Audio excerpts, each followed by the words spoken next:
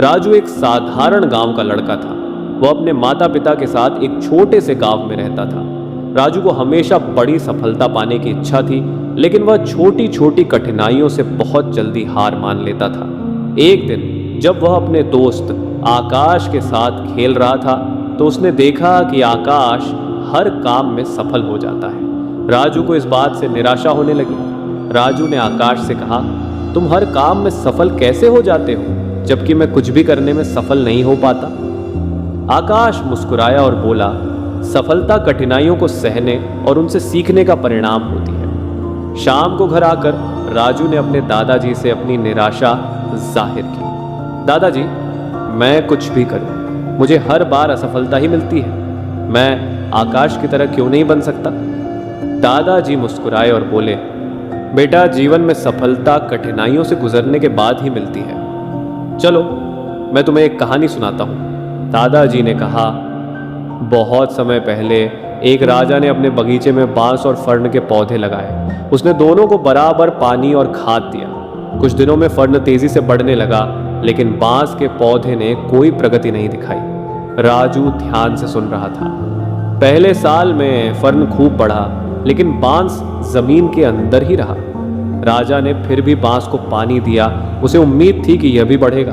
दूसरे साल भी फर्ण और बड़ा हो गया, लेकिन बांस का पौधा अब भी जमीन के अंदर था। तीसरे साल, चौथे साल बांस ने कोई वृद्धि नहीं की। पांचवें साल अचानक बांस का पौधा जमीन से बाहर आया और कुछ ही हफ्तों में 90 फीट ऊंचा हो गया। दादाजी ने गहरी सांस ली और बोले, क्या तुम जानते हो राजू, बांस इतने साल तक जमीन के अंदर अपनी जड़ों को मजबूत कर रहा था ताकि वह इतनी ऊंचाई तक जा सके। जीवन में भी ऐसा ही होता है, दादाजी ने कहा।